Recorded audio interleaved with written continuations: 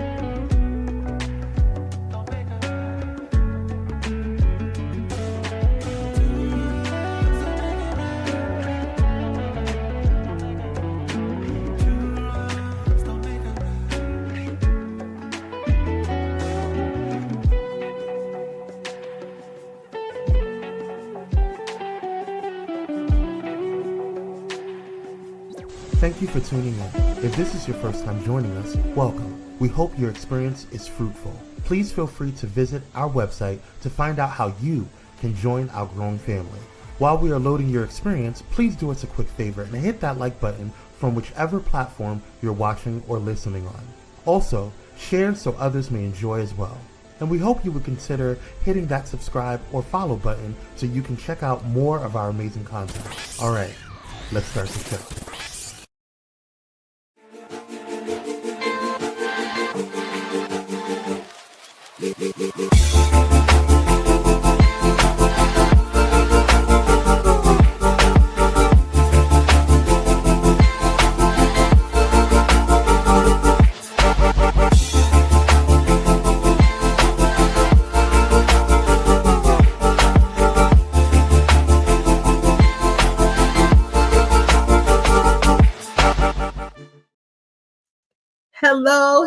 Hello, and welcome to It's Just Kim Live. Hey, it's all the way live, right? And I'm so excited to be here tonight. I promise you, I'm just tickled pink tonight because I have a very special guest. And I know I say that all the time, but I really mean it all the time that I have a very special guest. And this show is going in a different direction than it normally does, but you're going to enjoy it. I guarantee it. I guarantee it. So you know what? Go ahead and hit like, share, go ahead and subscribe. Tell all your friends about this show because tonight this is going to be special. We're going to talk about, let me introduce my guest. We're talking about etiquette, okay? But tonight we together, because we're a family, right? We are stepping into a conversation that's all about confidence, character, the power of how we carry ourselves. Yes. And how we enter the spaces, how we show up in this world, right? So my guest tonight is someone who truly believes in grace, that it's not outdated, that it is powerful. And she's a certified etiquette and image consultant, a certified Christian counselor, and the founder of Gracefully Refined School of Etiquette. I love this. She helps individuals build their confidence, their communication skills, their personal presence, and she sets them apart in life, in school, in work, and in relationships. Look at here, relationships, right? She serves also as the vice president of the executive director of Omni Express Community Health Center, where she continues her mission of empowering communities and strengthening lives through leadership. Beyond the title, she's passionate about helping people show up as their best selves with respect, with empathy and confidence and purpose. And tonight, we're not just talking about manners, y'all. No, we're not just talking about manners. We're talking about mindset. We're talking about confidence. We're talking about how etiquette will shape opportunities and relationships and the way people experience us on an everyday basis. So this show is going to be fun. It's going to be informative. There's going to be a lot of, I didn't know that. Did you know that? And I don't know. I think it's just going to be a really different kind of show for me. So I'm not going to delay it any longer. Let me go ahead and bring my special guest to the stage, none other than Nicole Bishop.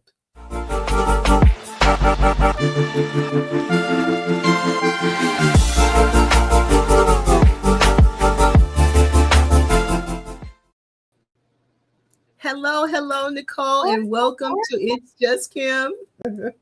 Welcome. I'm so excited that you're here tonight.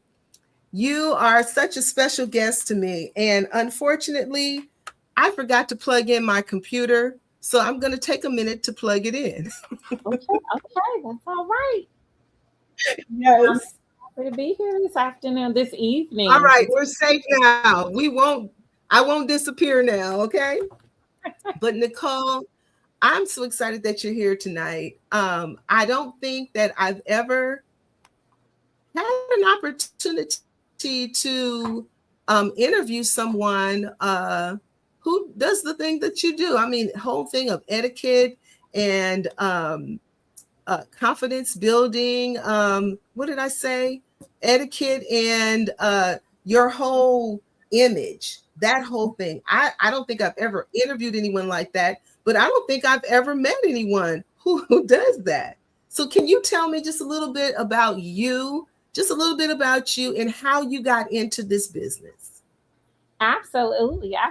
So thank you. I'm honored to be here. I'm so glad to be here, Pastor Kim. So my name is Nicole Bishop, and I really dived into this. It wasn't new to me. I grew up with my mother giving me the foundation of etiquette. Mm-hmm. So, people think etiquette is about, what fork to use and what knife to use. It's about that. Yeah. But it's so much more. Wow. Etiquette at its foundation is about how are you making others feel, when they are around you. That makes sense. It is. Yeah. How do you treat yourself? That makes sense. It matters. Yeah, I didn't think about it from that standpoint. It's really not just focusing on yourself, how you show up, but when you do show up, how are other people feeling in your presence? Yes. So that makes sense. Yeah. So you said your mother played a big role. Was she big on etiquette? Did she study etiquette herself? How did that happen? So, as most of us that, some of us come from families and our parents really taught us. And that's what I grew up with. Now, I did have formal teaching. But my foundation came from my mother. She taught me how to sit and walk gracefully as a young lady. She told me how when you go into a room and there are adults in there, that you speak. These are things that, and my background is in elementary education. Okay. And some of our youth, they're lacking that. Not all, but so many. Yes. So many are lacking the basic skills. I was at an event one time, and young lady just literally bumped into me, walked over my feet. I was in church. I'm sad to hear that. It just it allows you to see that some of the basic things that our young people should have, they don't. Yeah. And just the fact that you said you got your foundation from your mother. So it really, that really resonates to me. Like maybe our kids aren't getting what they need because their parents don't always have etiquette. They don't always have those best manners. And so they're not being able to teach them to their children. Yeah. I would say there are a lot of reasons, we weren't rich, but a lot of the I did have formal training, but just basic things, how to talk to adults, how when you go into a room, you speak, how to properly dress as a young lady. Yeah, we can use a lot of that today. You know, So when you say you have formal training, Mhm. what did they teach you when you had formal training? Because you offer so much more than, and maybe I'm making the assumption, but what did they offer you in your formal training for etiquette? So they offered how to set a table. Now, although I received the training there, I initially learned it from my mother. She Mm. didn't get into all of the protocols that I, received when I went to formal training, but I had a good foundation of it from my Mm. mother. She Nice. was big on setting the dining room table for family functions and holidays. We had a big spread. So, that was my foundation. And with my formal training, I also received again how to sit and walk gracefully, how Yeah. to conduct yourself in job interviews, Okay. how So to they offered that as well. Yeah. How to how dress. how to dress for job interviews, how to Mm-hmm. introduce yourself, and of course Mm-hmm. it's a different time then. I was a teenager during the mid late 90s. Mm-hmm. And Mm-hmm. so we didn't have cell phones then, Right. but now Right. all of our children, all of our kids they're hunched over, they're so into their phones. It's, some of us as well. And so basic conversation skills, some of our youth, they don't have it. Yeah. They don't have Yeah. it. Yeah. Danica Clark. Can you put that back up, Kwame? Charm school and etiquette training is essential in a young woman's growing years. Exactly. It is. Exactly. It Very really true statement. Yes. So what made you officially launch Gracefully Refined School of Etiquette? So I have a likely interesting path. So going back to my foundation, I did grow up in church. And Mm-hmm. so when I was in high school, I presented to my then pastor that I wanted to do something for the young girls who were coming, who were coming into as new members. There were some things that I saw and I said, hey, I could do this. I was a teenager.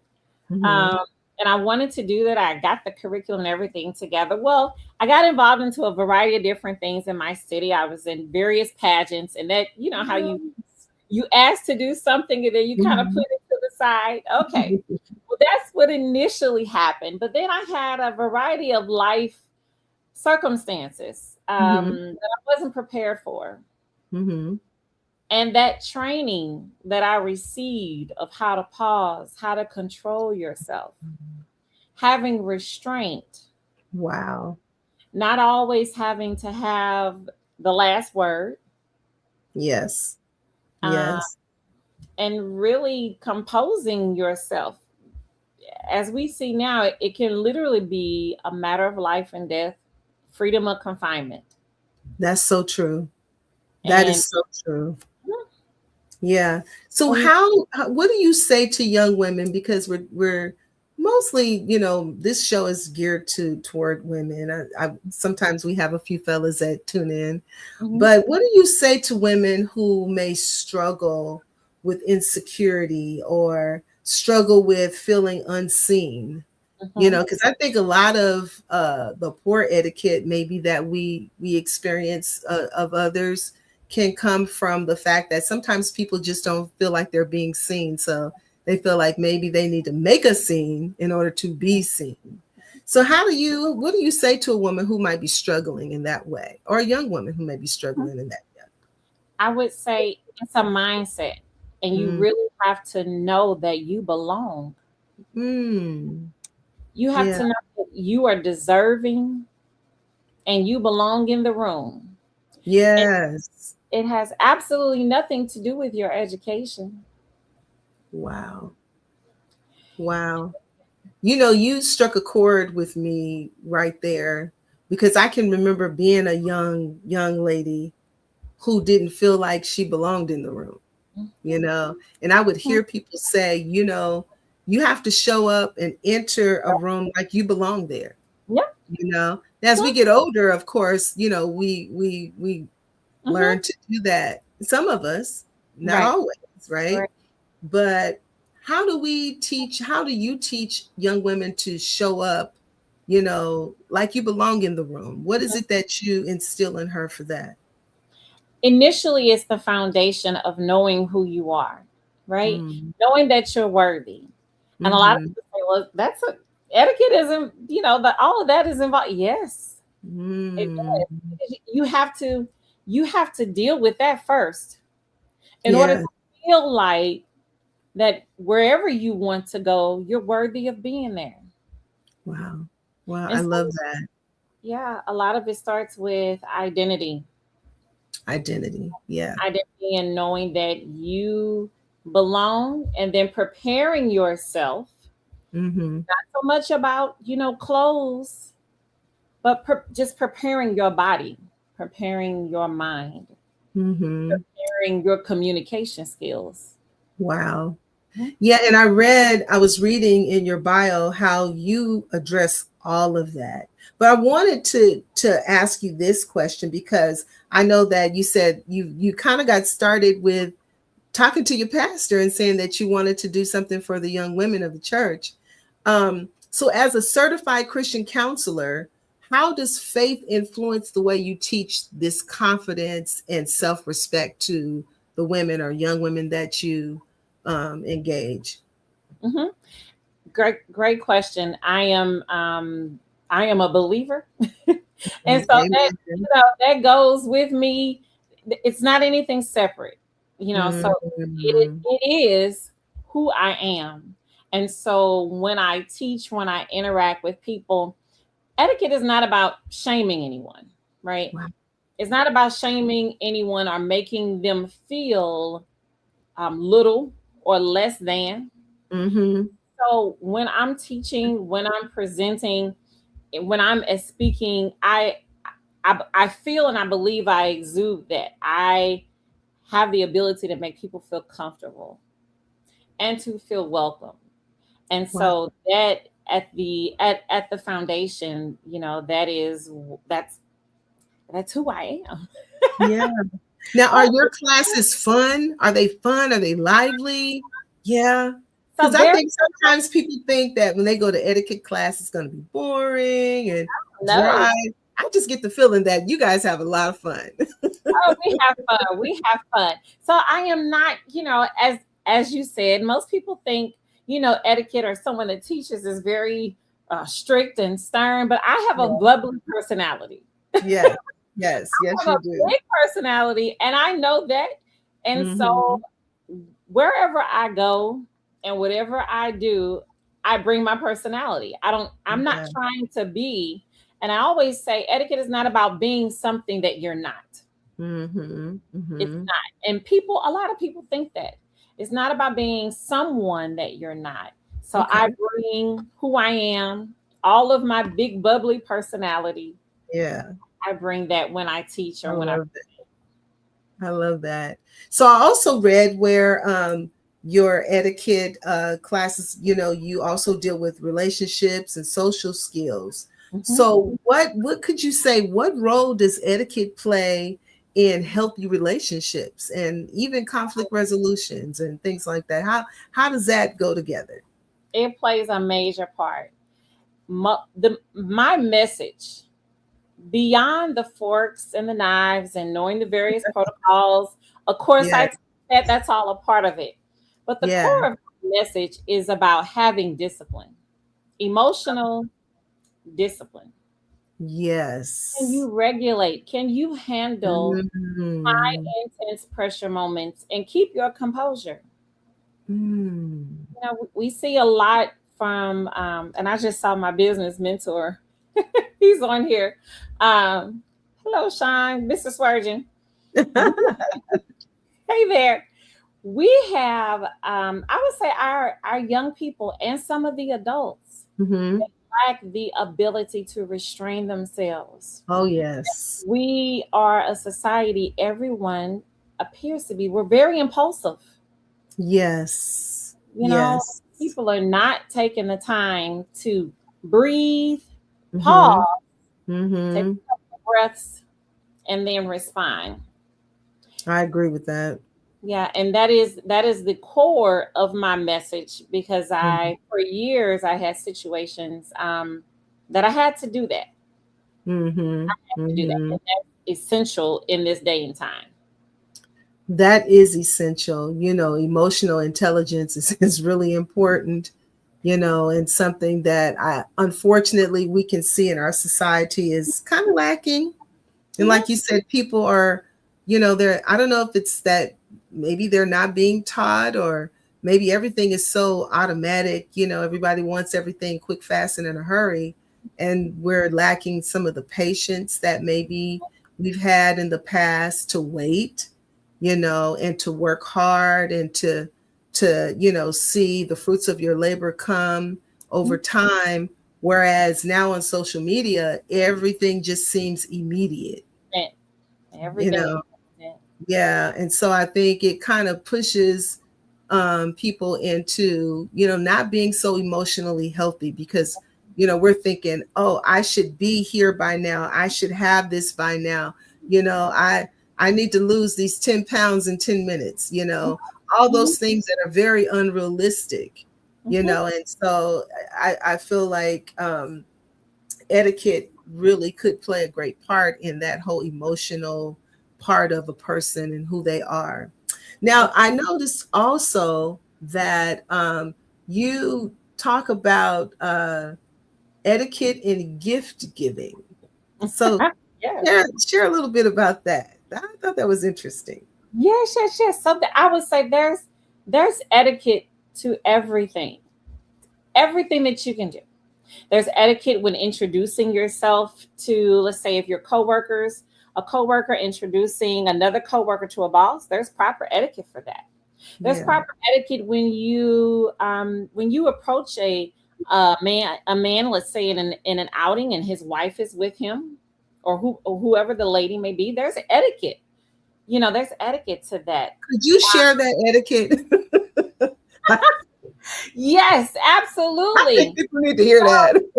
Yes, absolutely. So for any young women who may be listening, when let's say you're out and you see a man that you don't know his wife or the lady that he's with, one, it really is the man's responsibility, and it should be Mhm, on him. What he should do is mhm. properly introduce the woman that he knows, let's say somebody that he knows from his past, and introduce the wife. That's the way to do that. And so, as the woman, you acknowledge the wife, the lady that he's with. You do that first. Oh.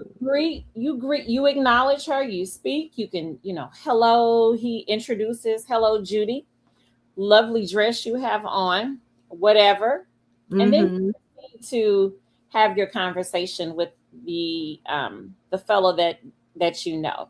That's the proper way that Yes. you do that. So many situations can be avoided when people know social etiquette. Yes. I completely, just being a pastor's wife, and I said that, because I've experienced that on a number of occasions, Hmm. where, and my husband, he's pretty well known, and people know him. He's was popular in school, and just many different places and situations, and so he's well known. And so I've had people walk up, just start talking to him as if I wasn't standing there. So I totally agree that there is an etiquette.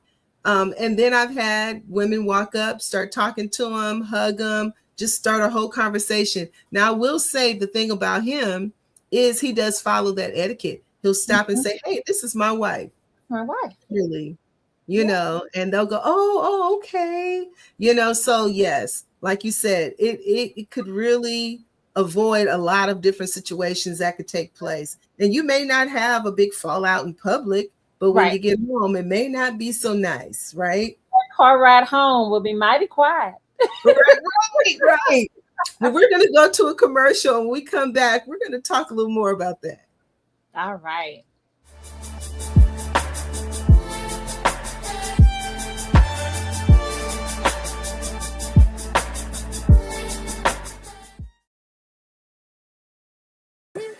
This is Tammy from Tammy's Take, and you're watching Pyro Media Network.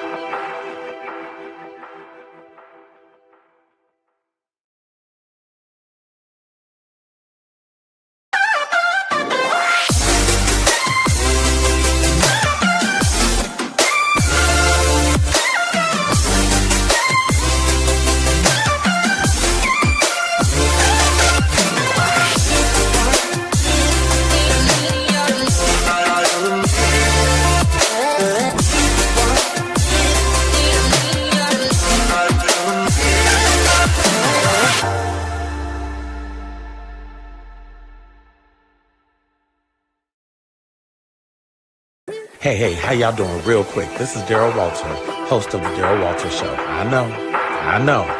And you are watching Pyro Media Network. The news is divided. Ground News puts it back together, with coverage from thousands of outlets around the world in one place. So you can spot sensational reporting, no matter what side of the political spectrum you're on. Beside every headline, you'll see who owns the source, how reliable it is, and if they have a political bias. Multiple perspectives side by side, giving you a well-rounded view of today's biggest stories. Visit ground.news to learn more.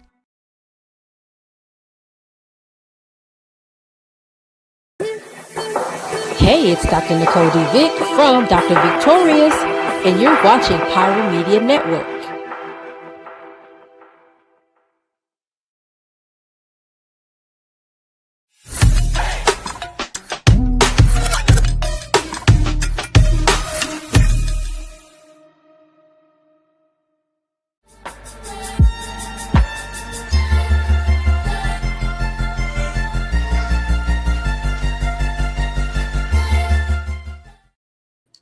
Okay, so before we left to go to a commercial, we were talking about how etiquette plays a part in relationships and in social skills. So I wanted to ask you, why are basic social skills, just the basics, becoming harder for people today?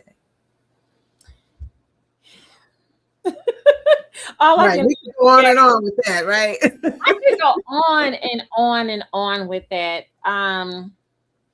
I would say it seems it's an issue, and I don't know what is happening, but the only thing that I can think of is that parents, right? We learn from our parents. Yes, we do. We learn how to communicate. Yes. We get our sense of identity. We learn significance and purpose initially in our family structure. That's what we're supposed to. We're supposed to. We're supposed to get all of that. Parenting, providing, feeding, but parents are responsible for training and teaching. And what we see happening is that our youth are not some, right? Some are not being taught that. And you have to be intentional about teaching that. And it has to start when children are young. It has to start when they're 3 and 4. I have a 3-year-old and a 7-year-old and a 19-year-old.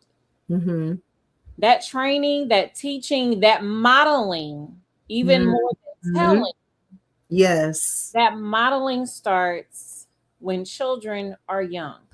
Yes. What do you teach a 3-year-old about etiquette? What are some things that you could teach a 3-year-old?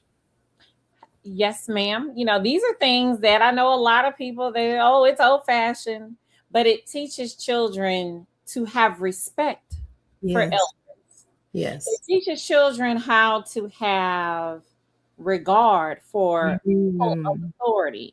Even if it's not yes, ma'am, and no, ma'am. Yes, but hi and what, and a lot of the attitude and the kind of the snapback sassiness. And for some of the young boys, the disregard. Oh, yeah.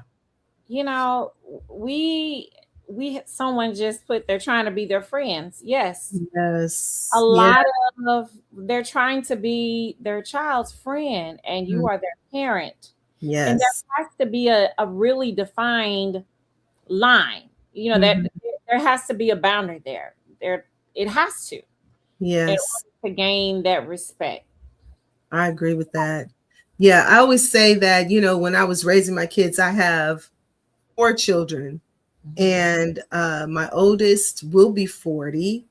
Then I have a 37-year-old, a 33-year-old, and then I have my baby, she's 23. And I just, I always say I was always a parent to them, never tried to be their friend. And even now, I don't consider myself their friend, but I consider myself a mentor. I've already raised you. I've parented you already. I do not try to parent my adult children. That's a huge mistake. And I tell people all the time, whatever I didn't teach, I need to mentor, however they didn't get it, when it was teaching time, now let me model it. Let me be a mentor. Let me be an advisor, that relationship. And so I think it's important for us as parents, of adult children, not to get completely disappointed when our kids aren't doing the things that, we hoped that they would. But that whole thing of modeling, like you said. And then what are some life skills, or what are some etiquette things that you would teach to someone who is 13? So I would say, going back to entering a room, speaking to the adults, how to control, how do you manage, when you're upset? Because a lot of our 13, 14-year-olds, they are on social media. Yes. How are you conducting yourself on social media? That lives forever. Yes. So what's your social media footprint? And a lot of our youth, they're already on social media, right? Yes. So there's a way to conduct yourself on social media. You don't post everything, Would you say it again? Should not post. And really, the adults need this. Oh my God. Every moment of the day. Every moment of the day, I go up and down my timeline and see adults posting things that they should really keep to themselves. Yes, ma'am. Yes, ma'am. It goes back to, you mentioned earlier, instant. We are a society, instant gratification. Instant. Yes, that's it. I'm doing this, or this, I feel this, I think this, or this happened to me, and I need to share it with the world. Right. Right. You're absolutely right. And whatever reasons we feel that we do have to share everything. And there's almost a sense of guilt when you don't post. It's, and I've had people get mad at me because we took a picture together, and maybe that picture was just for my, satisfaction. I just wanted to have that memory of us. And I've had people say, you didn't post us. My God, I'm so sorry. Let me go back and take care of that. I'm not a huge social media person. So I know there are some things, like with my church, we have selfies. So we after church every Sunday, we get together with different people and take selfies, and then we do post it on our platforms. But that's just to let people know that we're there, we're here, come and join us, that type of thing. And so sometimes I have to be so intentional about doing. I'll go around the church snapping up pictures, and then I'll be like, oops, I didn't post them, and then later on I'm doing that. But do you think etiquette has changed in the digital age? I mean, before we only had to deal with people, face to face, but now we're dealing with people computer to computer or platform to platform. How do you think etiquette has changed in that way? I think it's changed greatly, but I really do believe that it's changed in a way that people don't realize the big effect that it has. You can lose opportunities or not gain them True. by the things that you post online. And people they don't realize that. Or either they realize it, and because they're thinking about the here and now, it's not at the forefront of their mind that what I'm posting now, if I later decide I want to be somebody else, Yes. I want to grow and I'm developing, that Yes. they'll see that something you posted years ago.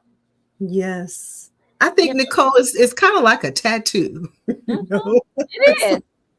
I get a tattoo of Mickey Mouse on my shoulder here, and I turned 62, and here I am with Mickey Mouse on my shoulder. You know, it's hard to wear a dress that has no sleeves because now I'm thinking, why did I put Mickey on my shoulder? On my shoulder. Exactly. And you know what the big difference is? You can cover up a tattoo. Yeah, this is true. This is true. You can cover up remove it. You can cover those things up. When it's online, even if you delete it, somebody it's still somewhere has screenshotted it. Oh my God. And I'll be honest with you, I am a senior program director on my job. And when I'm in the hiring process, I can't lie, I go and check people's social media. I want to see what you do on the weekends. I want to see how how you would represent my company, or if when you show up for your first day at work, what to expect, so that's something I know. And I know if I do it, many other hiring managers do it as well. So that's something that, So I wanted to ask you this question. What advice would you give to young professionals as it relates to texting, emailing, and online communication? Because that's really important. It is really important. So as it relates to email, be concise. Say what you want to say. The emotion out of it. Yes.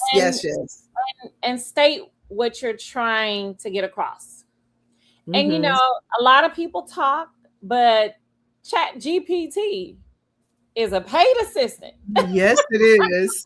It's a thought partner. It is a thought partner. It is a tool, and I encourage people to use the tools that we have available to us. Right? Now, of course, you have to put it. You have to train it, right? Yes, but you do. Use the tools that you have. You're right. When something may have happened at work, a high, intense, or pressured moment, and before you send the email, I would say, please pause. Before you get to those fingers get to moving on that keyboard. Yes. Please pause. Please pause. Because once you send it. Or even have a trusted coworker or someone, take a look at your email. And just today, my staff, they wanted to send an email to an outside entity that we needed to answer a question to. And so there were 4 of us. We got together. One young lady wrote out the email, and then we all listened to the email. We all gave some feedback to the email. And then as a team, we decided this is the email that we wanted to send. But just to think, if that one young person had created the email, sent the email out, we wouldn't have known what she would have said. And not that she would have said something wrong, but maybe it wouldn't have been as tight as it was with the 4 of us coming together. So it really is important for not just young people, okay, but just as professionals to be mindful of the information that we're sending out or how we're responding to people, So I really do I really do really take that under consideration when I'm at work. And I agree with you. Chat GPT is your thought partner. You have to train it. And once you train it, it will be a great asset. A great asset. So I wanted to ask you this. What are some workplace behaviors that can quickly and quietly hurt people professionally? Ooh, that's a good one. Mm-hmm. Knowing or not knowing how to interact with superiors. You know, that can be something that may not be so loud, right? Mm-hmm. But can quietly really hamper your progression in that, whether it's a team or a department. Yes. Knowing how to communicate with superiors, knowing how to communicate with your peers, Yes. coworkers, Yes. knowing or not knowing how to communicate, especially in the workplace. Yes. Not knowing how to properly dress.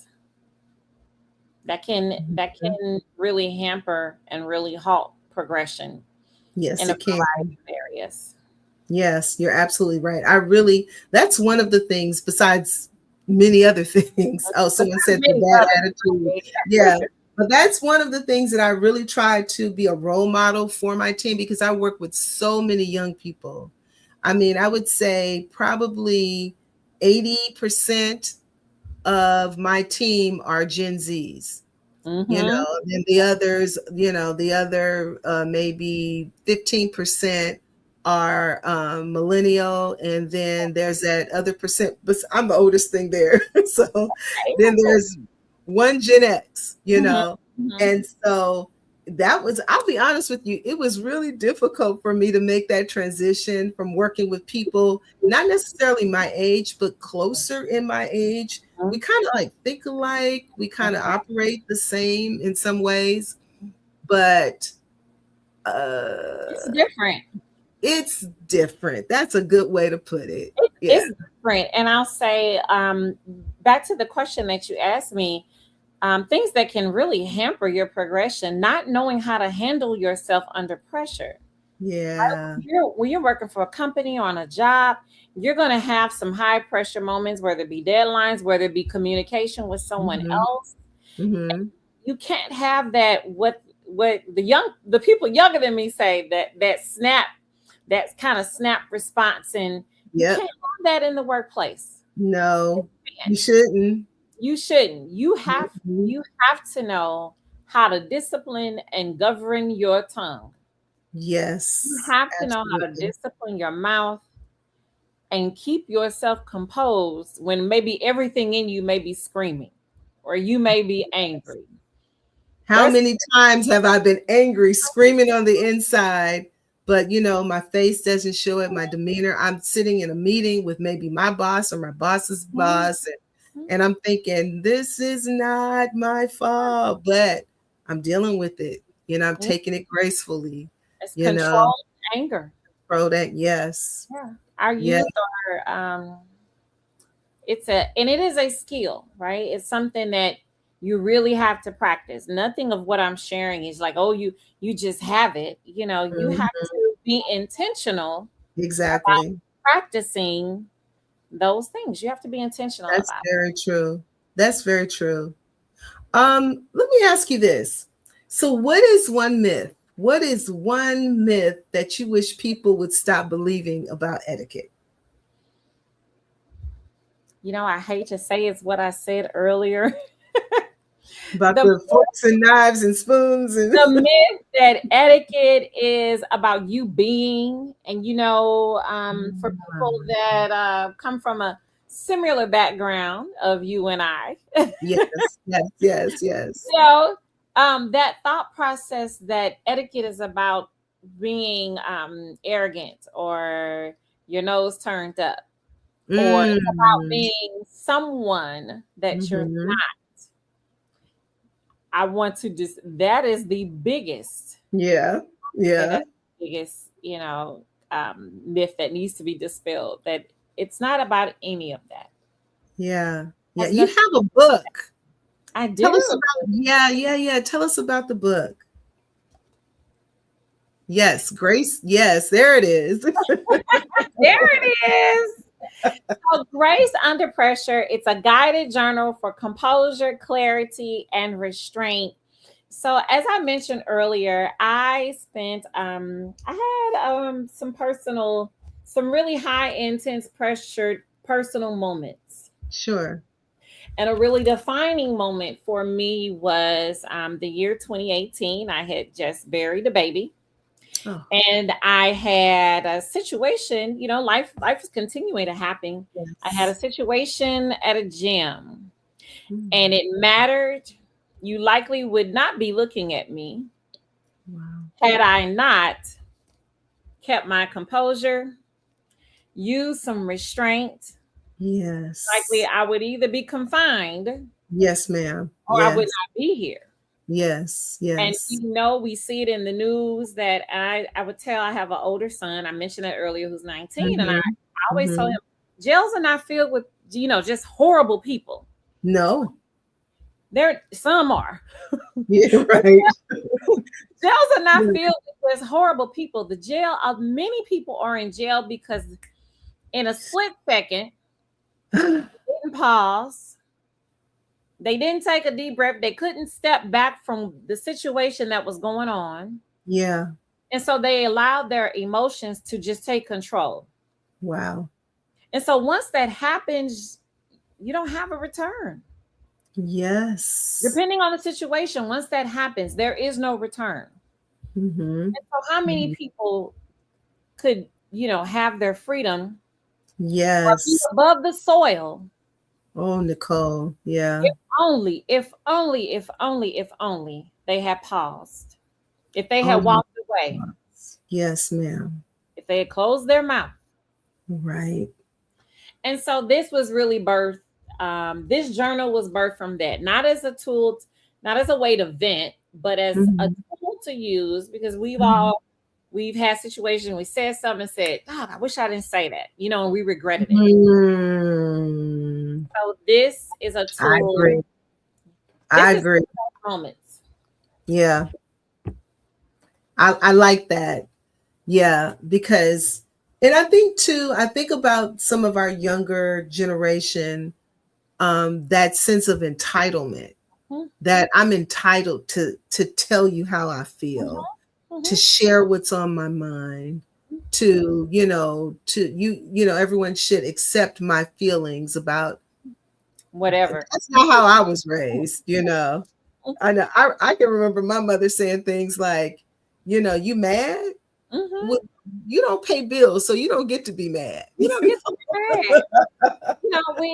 It's so much. Every argument or every conversation, you just don't need to involve yourself in. Yeah, that is so true. You just don't. You gotta choose your battles. You have to choose, and you have to use wisdom. Yes, you do. Wisdom. You got to use wisdom. And if you don't have it, ask God for it, or hook up with somebody who does. Get the book. Right. That's right. Get the book. Right. That's right. In the book, I say I live my life. I love Proverbs. Yes. And you can save your life by reading a proverb a day. That is so cool. My husband has a group of young men that he meets with on Wednesday mornings at 6 a.m. And every Wednesday morning, they read and discuss one of the Proverbs. Yeah. And, it's like my goal. I don't teach etiquette per se, but I have a Bible study group. I call them my Bible study babes. Okay. And so they are millennial women who really desire God's word and desire to, just really grow in the Lord. And so it really just fulfills me to share a lot of the wisdom. And I guess I'm just basing it on what we said, talking about wisdom, because wisdom is so important. And we, as the older generation, because we're the old people now, right? I look back and I'm like, oh no, Granny's not here anymore. Mama's not here anymore. Auntie gone. They're gone. And now it's up to us. Yes, it's up to us. We have to be the tightest women now, to share that wisdom with the younger. So that's an important part. I want to ask you a couple more questions because we are rounding up. But this question, what are your top 3 etiquette rules that you want everyone to know? The top 3. The top three. Oh my gosh, there's so many. The top 3. Okay, so when you are, let's say you're going on a business meeting, you're going to dinner, and someone has invited you, right? Let's say your boss or whoever it is, they've invited you. Please wait until the host arrives before you are seated. Please wait. Wow. Okay. That's good. Someone has invited you. Let's say you have a business dinner or it's a business interview, a dinner interview. Wait until the host arrives before you just go sit down. So that's one. Okay. I would say the second one is whenever you're invited somewhere, please bring, and I think you asked me that and I didn't get a chance. I didn't answer it, but please bring a small gift. When someone invites you to a function, a birthday party or whatever it is, right? People shouldn't expect, but you've been invited, especially if it's in a home or event, bring something. Wow. And it doesn't have to be monetary. Bring a card, but bring something. Just to show you're grateful for being invited. I love that. Just to show your gratitude. Bring. Yes, ma'am. I love that. And so the third one in etiquette, 3 things. And I'm probably sounding redundant, but please pause. I can't stress the importance it is to just take a deep breath. Yes. Master the pause. Yes, master the pause. I love that. Master the pause. I think I'm going to tell all my staff that tomorrow. I need us all to take a deep breath and we need to master the pause. Yes. Pause. It's so essential. It is essential. Now, this is my last question. And I wanted to ask this question because every year, we didn't do it this year, but every year our women's group at church, we have a mother-daughter tea. Oh, I love it. We do it around Mother's Day. We didn't get to do it this year. Life just started late, know? And but next year, when I read this, I said, oh yeah, next year we're gonna be ready, right? So I want you to just give us a couple tidbits around tea etiquette. Yes. Oh, I love tea etiquette. So I'll tell you a couple of tidbits. Okay. People think that when you drink tea, you are supposed to have your pinky up. Put those pinkies down. Those pinkies should never be up. I'm sure you've seen people when they're drinking tea. Yes. And that came from somewhere. It is not proper etiquette or proper tea etiquette. Put pinkies down. They do not need to be up. I love it. I love it. And let's see, your phone. When you keep the phones in your purse. Nice. Or behind your seat. Oh. Or a lady, when you're sitting, never place the phone on your table. There's germs, there's all kinds of things. And you're at an event. So you want to be in tune. You want to be social. Fully present. Yeah. You want to be fully present. I love that. Put the phones away. We need to do that more just in fellowship period anyway. Yeah. Just in fellowship, just in general, we need to put the phones away. And let's see, another tidbit. For tea etiquette, for ladies, it's the gloves. Oh.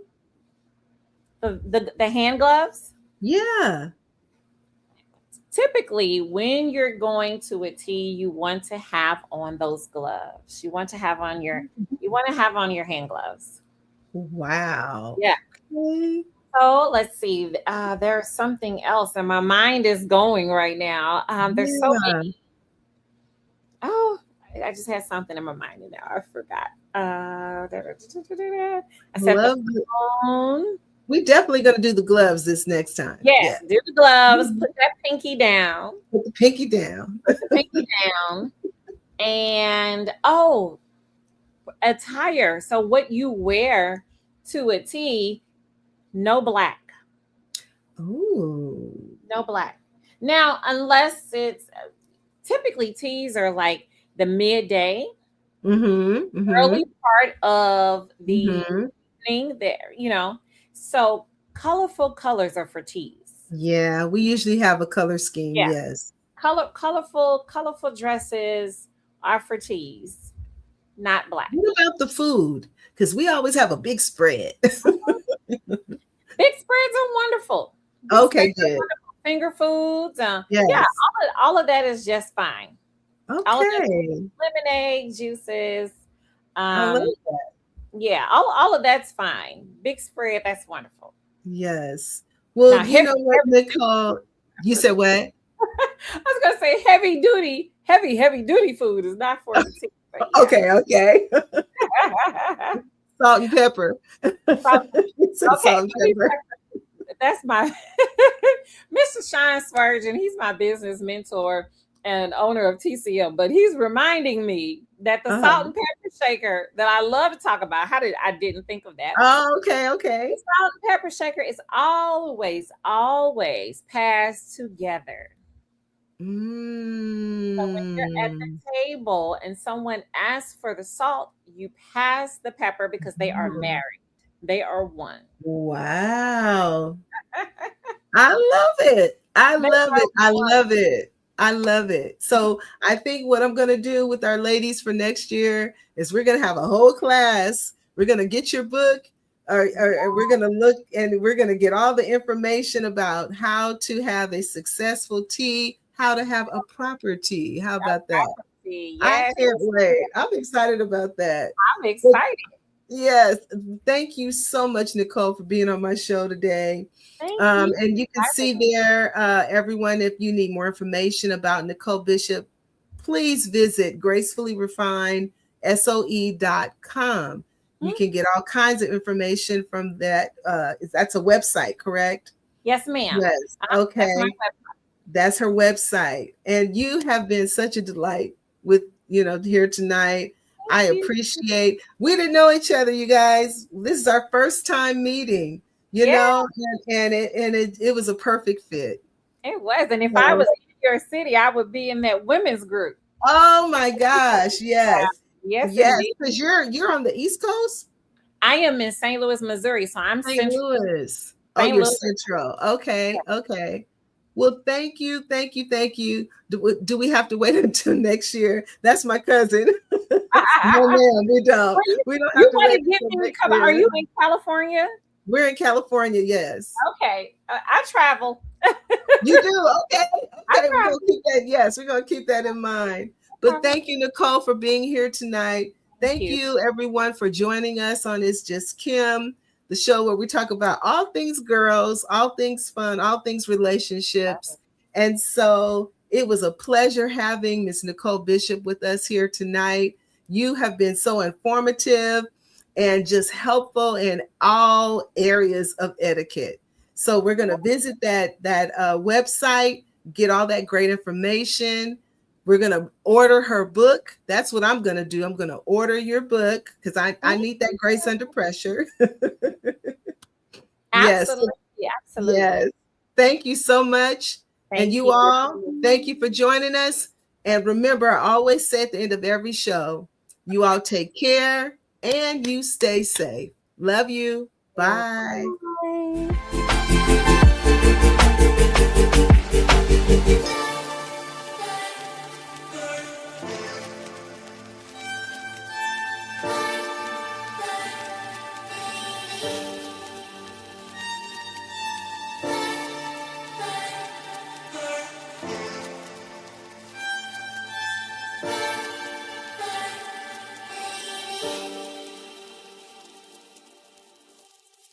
Thank you for watching Pyro Media Network. For more information, please visit pyromedianetwork.com.